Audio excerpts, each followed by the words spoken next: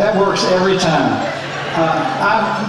My name is Steve Tarter. I am blessed and honored to serve as the director of the YMCA of Greater Louisville. And it's my pleasure to welcome you to this Together for Teens Breakfast, a major event in the life of our YMCA Safe Place services.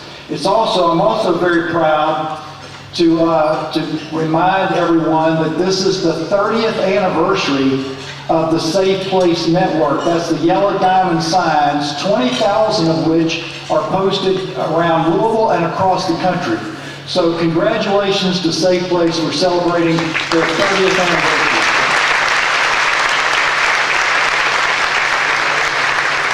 And I do get to run through our special guests, and we tried to be very prudent in tracking who was here, and if I miss anyone, I'll apologize in advance, and please ask you to include yourself in the recognition with the group. But we have our event sponsors, CoSair Charities, Delta Dental, the Louisville Metro Council, and Community Transition Services provide financial support to underwrite the costs associated with this breakfast, ensuring that all contributions that are made as a result of this event will go directly to support the mission and the youth and families of Safe Place Services. So thank you to our sponsors. Please give them a round of applause.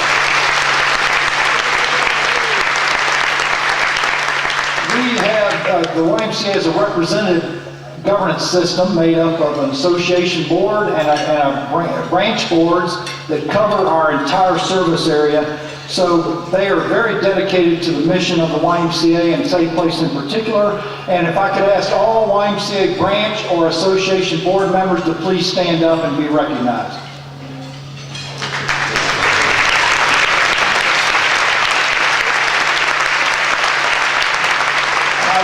I would also like to represent or to introduce two guests from the YMCA of the USA. Frederick Riley and Jared Royster are here. They're looking at our work. They think what we do in Louisville here at the Y is pretty cool, especially for our most vulnerable youth. And they're here to get to know that a little bit better and potentially engage us in some things. So Jared and Frederick, thank you for being here this morning.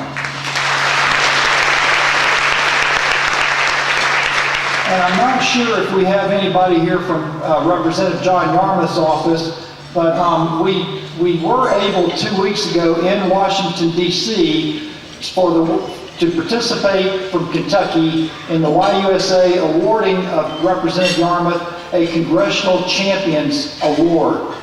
And this was done mainly for all of this stuff, but mainly for his ongoing support for the renewal at each cycle of the Runaway and Homeless Youth Act.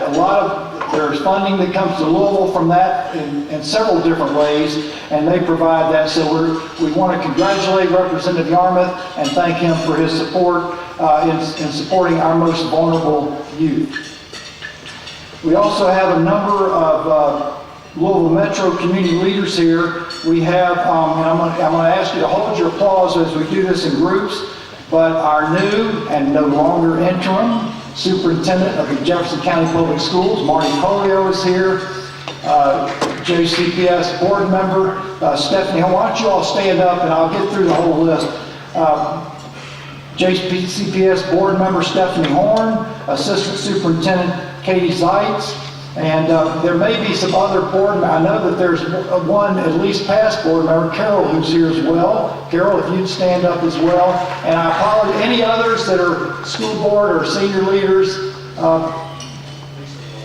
Lisa Wilder, I apologize. So thank you for being here.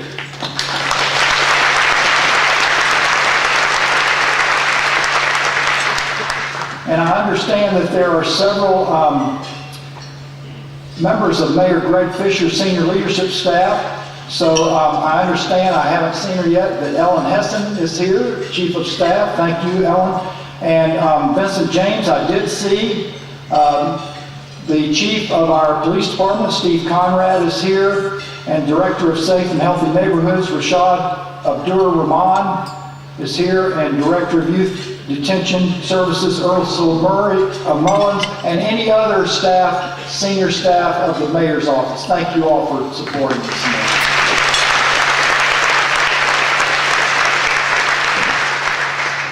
finally, we have a number of elected officials. Again, we tried very diligently to give, I know we have judges, Angela Bissett, please stand, Laura Ogden, Andre Bergeron, Derwin Webb, Deanna McDonald, Christine Ward, Denise Brown, County Attorney Mike O'Connell, and Metro Council President David James, Councilwoman Marianne Butler, who I did see, and Councilman Pat Mulvihill and Scott Reed, and all other elected officials. Please allow us the opportunity to greet you this morning.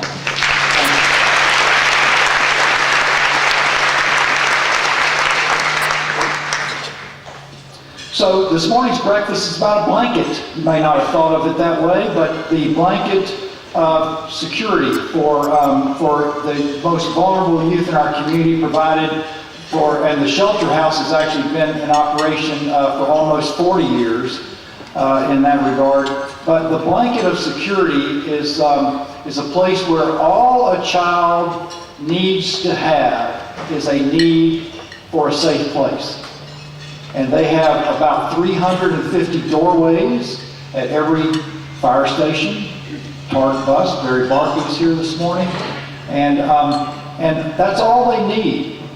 There's no further questions asked, no insurance card, voucher, referral, or other entree needed into YMCA Safe Place.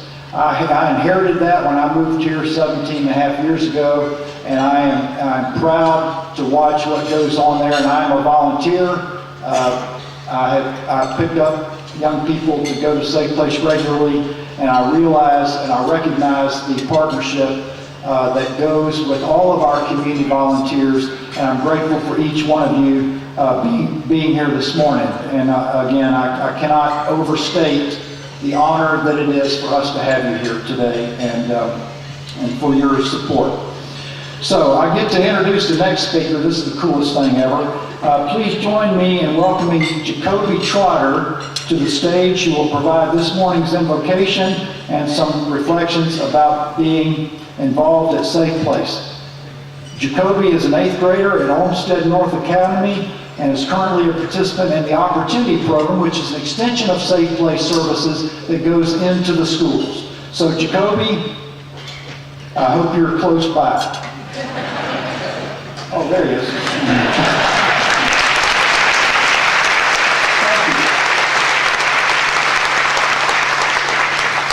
Good morning, everyone. And everyone, please bow their heads for a short prayer. Dear Heavenly Father, thank you for last night's laydown. Thank you for everything you have done for us. Keep the hedge of protection over everyone as we leave here this morning and go on about our days. Let everyone have a blessed day. In Jesus' name I pray. Amen. Hello, my name is Jacoby Trotter. I am 14 years old in the 8th grade at Olmsted Academy North. I've been at Olmsted for 3 years. I met Miss Sarah last year when she was at my school. She runs the Truancy Corps program at Safe Place. She told me that I could start the program in January if I wanted. I told her I wanted to join. Miss Sarah found a spot for me, and I'm glad she did. I told Miss Sarah I wanted to join because I wanted to belong to a group. I thought the program could help me, and I thought I might be able to help others too. Miss Sarah, Judge Byer, Judge Webb, Mr. Lucas, and Miss Julie have all been there for me. Thank you all. Since joining the program, my grades have gone up, and I've only missed 1 day of school. I'm trying to get the best grades I can get. I want to be in school every day, and I think this program is one way to make that happen. I have a 3.3 GPA right now, the highest it has been all year.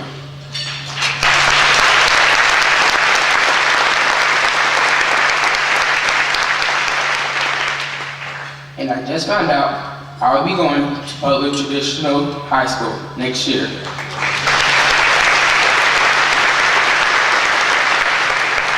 I plan to go to college after high school because I want a good job and a family.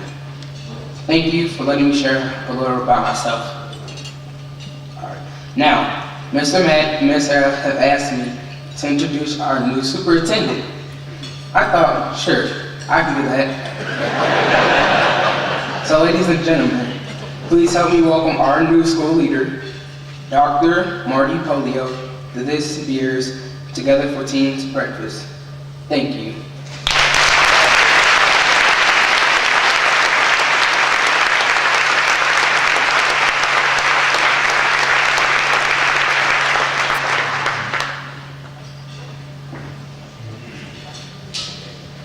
All right, I was sitting there having breakfast. I was worried I was going to have to climb up here. That was not going to be very graceful. Where's Jacoby?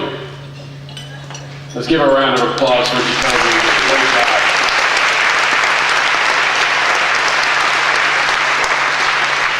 There's little doubt that Jacoby is going to be successful, and probably as a result of a lot of supports he's received from the Y and programs that have helped him be successful. So I can't wait to see what he does. Excited and proud to be here with you today. First of all, I just wanted to tell a story something that recently I've thought of. So if you're in Van Hoos building, our central office building at all, you see posters all around the walls, especially on the elevators, of famous JCPS alums. And if you walk around, you see the amazing thing that some JCPS graduates are doing in our world today and the impact that they are making in the world that I didn't even know of. And about a week ago, I got sent to me a New York Times article about a young lady that's in the Paralympics going on right now in South Korea. And her name is Oksana Masters. Had no idea she was a graduate of Atherton High School. An incredible story of overcoming obstacles. And so I've talked with our communications department, and it's really time for us to celebrate the great people that we have had come through JCPS and the impact they're making on our community here and the world as a whole, and there's so many of them out there. And so all too often, we've heard the negatives, and yeah, we're working and improving and doing everything we can to do that. But we're going to celebrate JCPS success and some of the great things that are happening out there. I expect Jacoby, I expect you to be on the wall of Van Hoos very shortly. And so we're going to start you're going to see some things out about some of these fantastic graduates. And so I'm going to ask you to do me this one favor. I thought, you know what, I'm going to start recognizing, when I go speak, people that have graduated from JCPS, and we need to celebrate that more often. And so you all are my test run. First time doing this. All right, so bear with me here. If it's a complete flop, I won't do it again. If you have to hear me speak many times, you'll have to keep standing up. So I know, David, you've already heard me 2 or 3 times this week, so I'm sorry for you, and probably several others. So anybody who graduated from JCPS schools, or we'll say Louisville Public Schools, please stand up. Thank you very much.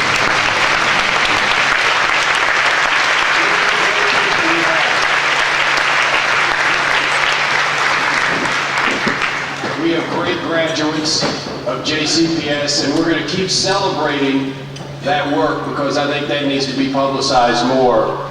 All around this world, incredible graduates of JCPS doing great work. So I'm excited to be here. This is my first time at this breakfast, but I've heard about this fantastic program. I'm excited to be lead off and say a few words about the importance of these programs. As a principal in a JCPS school for 10 years, I know very intimately how important these programs, Safe Place, Shelter House, they are to our students in JCPS. I don't know if I was kind of reviewing some of the data that we have in JCPS and some of the challenges that we face. Up to 6,000 students that are homeless in this community that attend JCPS schools. We have up to 10,000 students in this community that have parents in the judicial system. And we have kids with mental health needs all across our school systems. And I've said often, without a doubt, if we are going to be successful as a community, we have to be willing to say educating and supporting our children is more than just a 7:30 to 2:30 job. And it's more than just or a 950 to 350 job for elementary schools. It is a 24/7 job for our entire community to wrap our arms around our students and say the success of the next generation of children here in Louisville is up to all of us. And so first of all, I want to commend the Y for stepping up to that challenge. I think I have seen more engagement in this community than ever in the past 12 months around education, and I think that's a very positive thing.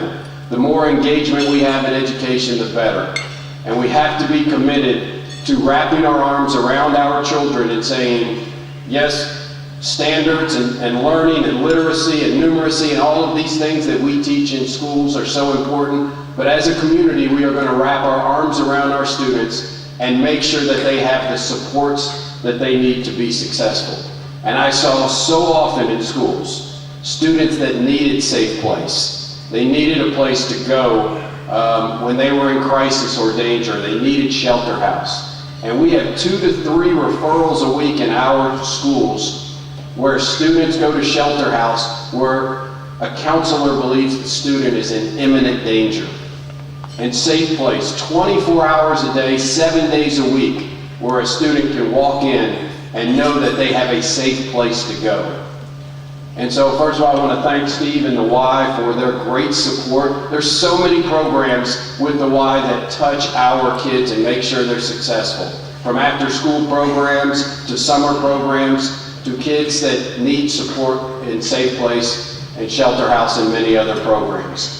Without that, we will not be successful as a community. So I can't thank the Y enough for the work that they do and all of your all's support. This work today, this breakfast this morning, will go a long way to make sure that our students are supported and we can do the important work and continue to do a much better job of educating the children because they have the supports they need to be in school and to learn. So thank you for the time. Very excited about our work together and our work with the Y to make sure our children are supported. And I believe at this time my job is to introduce a video that we're about to show that highlights this work. Thank you very much for being here this morning. And since she was there week after week, I had a chance to really get to know her and start talking to her. So I found out that she was graduating high school that year, and I said, I want to come. I want to see you graduate. Let's do this. You know, she couldn't believe she was actually going to do it. And I was a little taken aback at how excited she was that I offered and how quickly she accepted my invitation because we really only knew each other for, 60 to 75 minutes at a time, week to week. So we kept in touch when she left the safe place back into foster care. And my husband and I and her boyfriend all went to her graduation. And when I got there, I was blown away to discover that we were the only ones there for her. That is not something that was ever part of my reality. And I didn't even know that was a thing, something that small, just having a family to support you at graduation. So we continued to hang out and get to know each other. And gradually I moved from Tiffany, the mentor, to Tiffany, the cool aunt. And now I'm just mom, which it's really good for both of us. We've had our hurdles, learning to trust each other and trying to help her not fall back into some old patterns that were not so helpful. But I'm really proud of her, and I think that she is grown in so many ways over the last few years that she and I have been together. She's part of my family. I can't imagine my life without her. Together, we have achieved a few things. Her boyfriend now has a driver's license, which is great.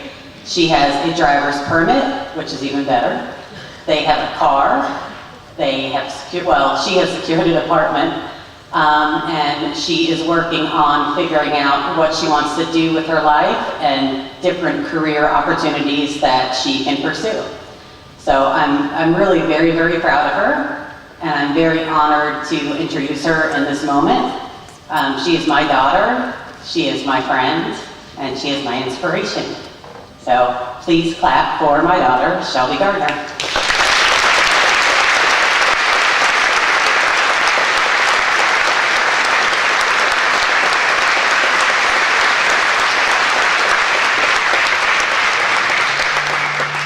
morning. My name is Shelby Gardner and I'm 19 years old. This morning I'm going to tell you why I'm no longer a mistake. I'm going to tell you how Safe Place got me here today, standing in front of you to tell my story. Growing up wasn't all that great for me. Throughout my childhood, I was abused physically, sexually, verbally, and emotionally by both sets of parents. My mom was hardly ever around. She was out doing whatever it took to get a high. I did have my nana and my papa who practically raised me. They did their best to save me during my younger years. But when I was 9, my papa was murdered, and at age 11, I lost my nana who died from cancer. That's when it felt like the world had ended for me. In the summer of 2010, CPS took custody of my little sister and me away from my mom. It hurt a lot because it had separated all of us. My mom went to rehab for her heroin addiction, and my sister went to foster care. But I, without any explanation, was placed with my father. You see, this is the man who raped my mom, the one who caused me to have a life I didn't want, and a life I certainly didn't love. How could I love my life? I was beaten and routinely told that I was a mistake. How could I love a life that was given to me because a guy touched a woman who said stop and he didn't? The next 4 years were my darkest. I was in placements and hospitals all the time because my dad said he couldn't handle me, but why? They would all just discharge me when the insurance ran out. I thought I had no good reason to be here. By age 16, I had lost all hope. My time at Maryhurst had run out. I thought I had nowhere to go, but I did. You see, kids do have a place. That is when I learned about Safe Place and went there for my first time. And that is when things finally started to get better, slowly day by day. I met my best friend at Safe Place, and she and I are still best friends now, going on 4 years. I met so many other wonderful people at Safe Place too. I'll never forget Mr. Nick and Miss Linda taking me to my first job interview at a nursing home. Miss Miranda and I attempted to start a track team, and Miss Alex made sure I still had a good 17th birthday, even though I was staying in the shelter. In the summer, I remember being one of the only kids there for a while, which meant I got to go get it. I had my own car thanks to my mom. I have my own apartment thanks to Project Life, another great program. They help aging out foster kids get on their feet. I'm also in a wonderful relationship with someone who knows how to treat me so well. We have a 5-month-old puppy named Camo. He brightens my day every day. Life is going good. Yes, I have rough patches, but I have learned to get through them. Today I can tell you that I am not only happy, but have indeed grown to love my life. Because Safe Place was there for me, will never be one of those statistics. Safe Place is there for so many teens and young adults just like me, kids who need help, who need support, and need love. They can help. They always have. You are always welcome at Safe Place. Thank you for letting me share my story.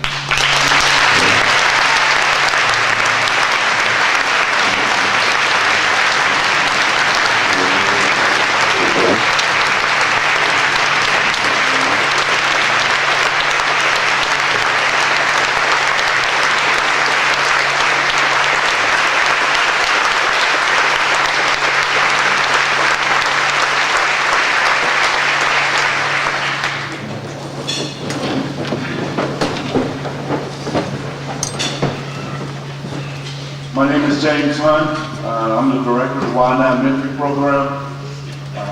I have been given this privilege and honor to introduce to you our next speaker.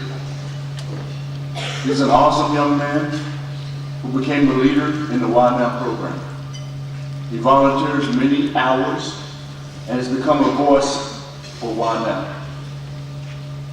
I believe sometimes all we have to do is think about Isaiah, and he shows up, he calls and says, what do you need me to do?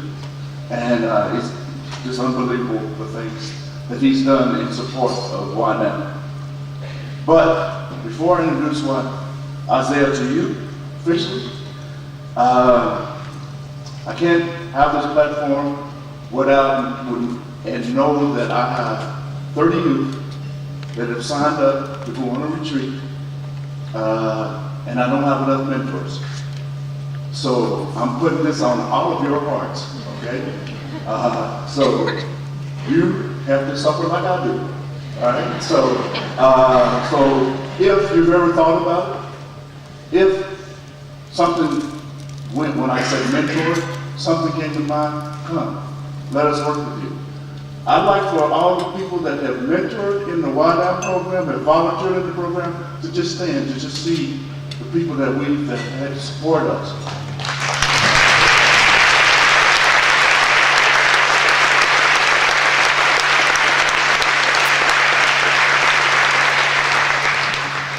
So if you've ever considered it, now is the time. Now is the time. So without further ado, let me please give a warm welcome to my friend Isaiah Duncan.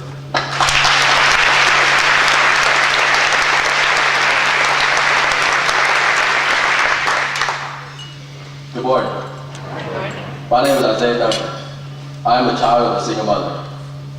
The day I was born, my dad was at the hospital. But it only took him 8 months for him to get back to his old patterns. Yes, I said old patterns. I say that because 8 years before I was born, he was locked up for attempted murder. He got 16 years, but only had to serve 8. I was told that when I was 8 months old, my dad was arrested for possession of cocaine with the intent to sell. He was sentenced for 4 years. So yeah, about the first 4 years of my life, I had no father. He got out when I was 4 years old and came back to live with my mom, my older sister, my newborn brother, and me. I don't remember much. One thing I do remember though is he was very violent to my mother. It did not take him long to get arrested again. This time he was arrested for domestic violence. He was only in for about a year. This time, my mom did not allow him to come back to live with us. From age 6 to about 9, I really had no contact with my dad. Then out of nowhere, he requested visitation with me. I was scared. The only image I'd ever seen him as was violent. I decided I wanted to write a letter to the judge. One thing I remember saying is, why would you let him come in and out of my life? It's like a revolving door. The judge listened to me. She declined the request. It took him about 3 more years to come back in contact with me. This time I wanted to hear his side. He was doing good. He had a wife, stepkid, and a nice home. I went over his house every weekend. His new life was good for him, but I could tell something was different. I could tell he was changing back to his old ways. I started noticing he wasn't home as much when I went over there. This was around the time when my dad's attitude on life started rubbing off on me, and I started having behavior problems at school. Then I found out my dad cheated on his wife. He had another kid, and his wife found out. Because of this, they are no longer together. All of this took place in my life when I was in 6th grade, good old middle school. School wasn't so great. I had about 50-ish referrals. I was always an ISAT. Even though I had the best support system ever, my behavior wasn't so high. I barely passed 6th grade because I was always an ISAT. My dad was again starting to fade out of my life. I was first introduced to the Wide Out program one day when I was walking down Kendall Elementary School's hallway. My research teacher, Miss Penn, stopped me and asked if I had a parent who was incarcerated if I wanted to go on a field trip to this program. I said yes, just to see what it was about. The next Monday, we went to the YMCA Safe Place Services. I was very surprised with the program. I signed up the next year. I started the Wide Out program in 2014, 6th grade last year middle school. This is also the year my dad came back in my life. The program was great. I loved the way that everyone in the community was a community, and I was placed with the best mentor ever. My mentor Johnny was there for me. He was required to give me 1 phone call and 1 face-to-face visit each week, but he called me twice a day, just to ask how my day went. We went to the Y a lot to practice basketball. And we went to the library all the time. He came for my middle school graduation. Yeah, he's the best. When I graduated from middle school, I was so excited to go up to high school. I had an awesome day with all my friends. My cousin on my dad's side of the family graduated the same day I did last year. I noticed my dad's side of the family in the back of the room. Then as I was leaving, I noticed my dad outside in his car. He did not say one thing to me. My mood started to change. I was hurt because of this. I couldn't even get a good job from him. I felt sad. I'm usually mad about this, but this time I was sad. It hurts to love my dad, but no, he can't return the love. Before the lockdown program, my relationship with my dad wasn't so good. I was angry at him. I wanted to know why he never contacted me, and whenever he did, why was it so short. I learned from why now, it's not my fault he doesn't contact me. I learned how to deal with my anger. After I graduated from the Y Now program, I became a youth leader. I became a youth leader because the Y Now did so much for me, I felt like I had to pay them back. I only planned on being a youth leader one time. After the first time, I loved how much the youth in the program connected with me. I loved how everyone accepted everyone. Being a youth leader helped me have a better understanding of my dad. At the present time, my relationship with my dad is not so good. I'm very hurt because of this. Sometimes I wish my dad was in my life, but it seems every time my dad is in my life, I get emotionally hurt from this. He was recently arrested for domestic violence, terroristic threatening, and fleeing and evading. He was just released, but we have not talked much. At first, I was angry like this, but I remembered what the Y Now program has taught me. I remembered how to cope with this anger. Now I'm in 9th grade at Dawes High School, and I'm doing great if I do say so myself.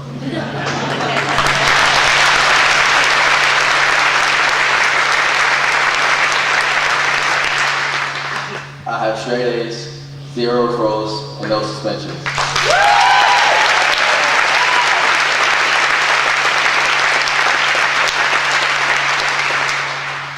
I use skills the Y Now program has given me each day.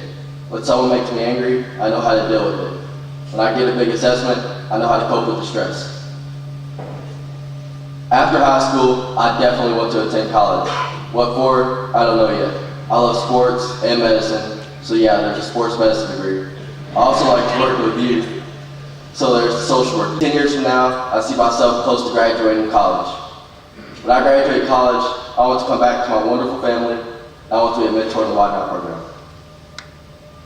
If my dad had the Y Now program, I would not be here right now. Because I'm here right now, my kids do not have to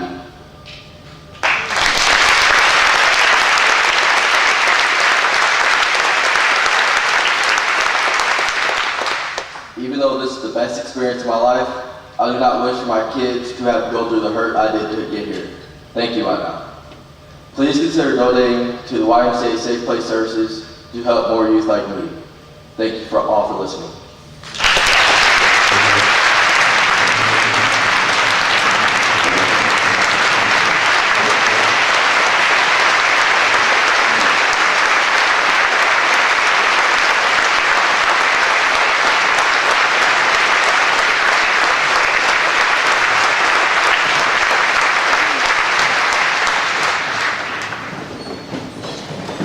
Good job, Isaiah.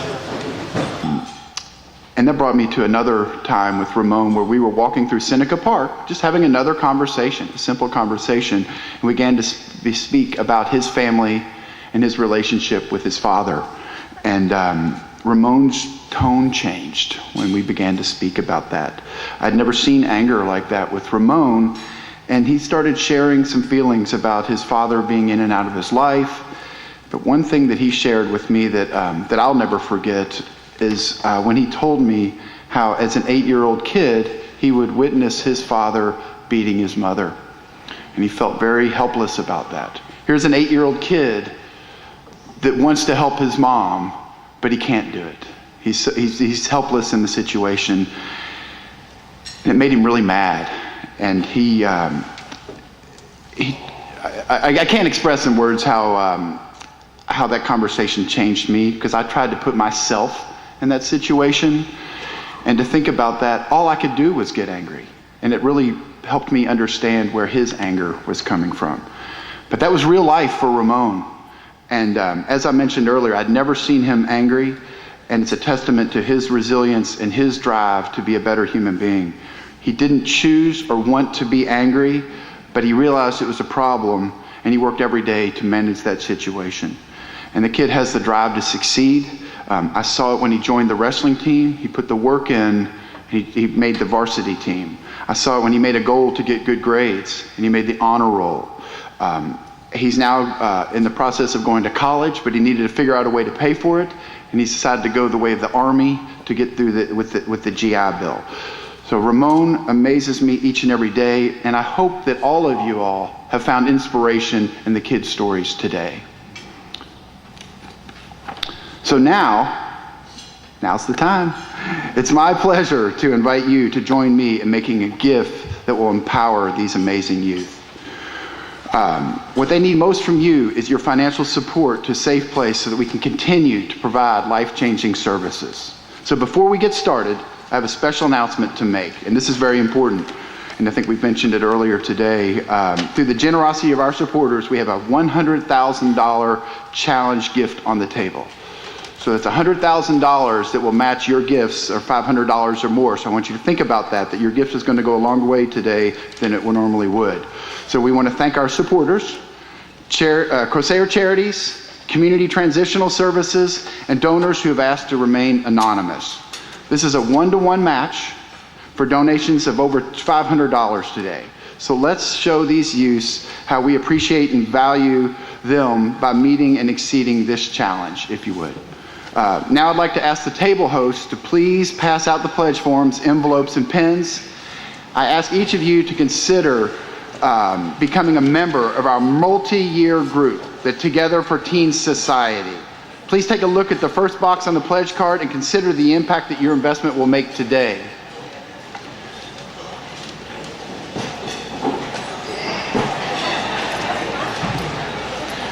Keep in mind, a donation of $10,000 a year over 5 years will provide 50 teens the care they need to get their life back together. A donation of $5,000 a year over the next 5 years will support a full year of mentoring for 5 youth struggling with the challenge of having an incarcerated parent. A donation of $1,000 a year over the next 5 years will provide emergency shelter and case management for 5 teens and their families. Now consider the impact of such a gift when it's doubled through our anonymous donor.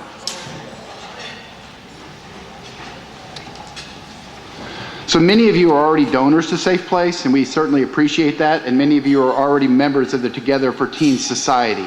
Thank you so much for that commitment. And each of you have provided your own personalized pledge cards with details of how you can continue giving with your history and your current pledge. Opportunities still exist for our current givers and our current members of the Together for Teens Society to take advantage of the challenge match. You have the option to increase your giving by a single gift, or we have included several options for you to let us know how you would like to continue your support. If you're unable to consider joining a multi-year Together for Teen Society today, you can still make a commitment this year. We are grateful for every bit of support that you can provide. The bottom line is that any new gift or pledge made here today will be matched only if it's a commitment of $500 or more. For some that may be considering that level but are not sure, my hope is that this match program will help push you over the edge and make that opportunity to donate $500 or more. You can turn your $500 gift into a $1,000 gift immediately. We truly appreciate the level of support that you provide. Every single gift makes a difference. Probably one of the most important things you can do today is to consider the multi-year gift as we spoke about. You see, those gifts allow us to plan for the future. These gifts say, you can count on me. I believe in Safe Place and Why Now and Together for Teens Breakfast. Whatever gift you've chosen to make today, on behalf of the teens and the families that we serve, we sincerely thank you so much.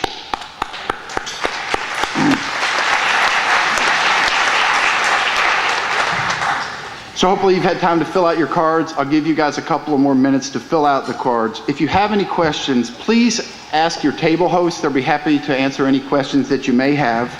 And we'll be back in just a second.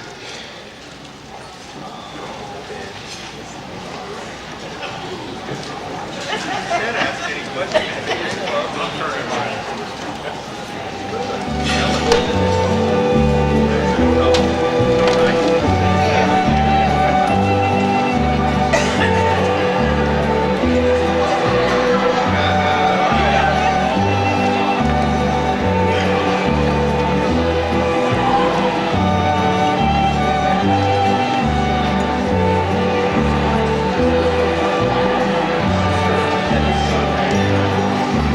Steve, how are you?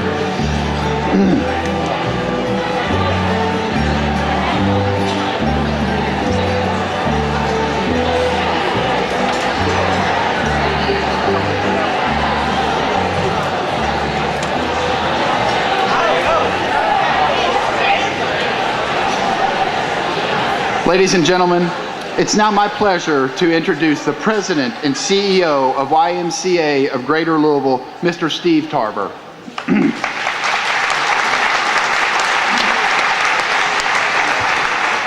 So good morning again, and I add my thanks to you being here. About 4 weeks ago, Matt Reed, who has a heart for this work as big as this room along with his staff, testified in Washington, D.C. in front of a subcommittee of the Department of Justice related to potential ways to reduce the burden of our youth relative to the justice system, incarceration, and so forth, things that you've heard referenced today. A couple of weeks, or the following week, I also happened to hear a representative, Karstens from California, that was railing on the fact that we adjudicate 250,000 youth every year as adults in the system. And so that comes together under what we call the asset-based model of youth development. And I was gonna, pardon me for going a little academic on you, but you've heard references to that, and I wanted to tell you that it's not just a random set of activities. There is a model of youth development called the asset-based model, and a couple of excerpts from kind of the literature on that suggest that the deficit model is represented by reactive activities. The asset model is proactive. The deficit model maintains a crisis management-based mentality, presents a vision-building perspective, and the deficit model suggests despair about entrenched problems, whereas the asset model talks about hope that change is possible.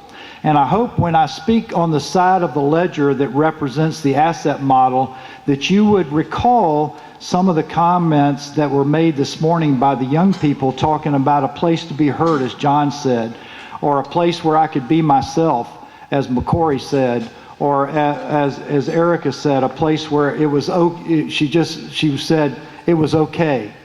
And of course, Sarah's position that, we've got now a great staff person as a result of that process. So I'm so proud of the fact that the Safe Place Services represents the asset model of youth development, and seeing the magnificence in every child, and I can't say it any better than it was said earlier.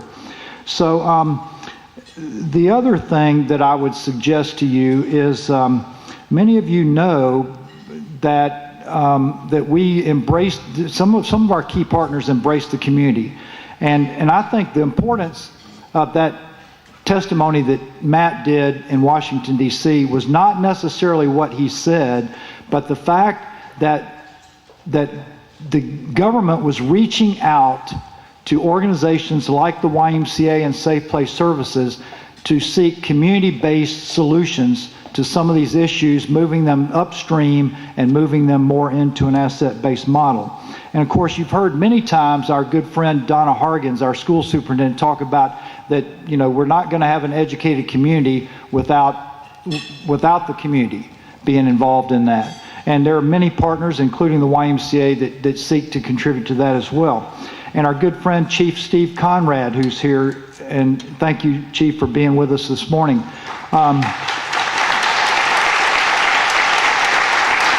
He reminds us that when we talk about some of the issues of violence and things like that in our community, and I say this with his permission this morning, that he says we will not arrest our way out of some of the issues facing our community. We've got to move upstream. We must provide hope, belonging, resilience, and a sense of identity for our youth. And that is what I am so very proud of in terms of that. So as I close, Matt's talked about the extraordinary commitments of some individuals in the lives of our youth. And I steal a term from a stockbroker friend of mine. And maybe there are some brokers in the audience today, but my friend told me that it's not the timing of the market, it's the time in the market. So I've translated that now into some of the work we do, and I would suggest to you, and I've been the Y's been my entire career, well over 40 years, and I've worked and had the blessing to work with thousands of young people, and I would tell you that extrapolating that little saying from the stock market, it's not the timing of being in the life of a child. It is the time in being in the life of that child. And that's what I'm so grateful for you. So thank you for putting some time into the life of some children this morning. And whether you give or not, and certainly I hope you do give, but thank you for putting in some time this morning on behalf of some of our most vulnerable youth. So I'm thankful to the youth, obviously, who bless our lives by being part of our family, but also our sponsors and our donors, and to each of you for spending some time this morning. So for joining us and being together for teens, thank you for joining us this morning, and thank you for your support, and God bless you, and I think we're adjourned. Thank you all very much.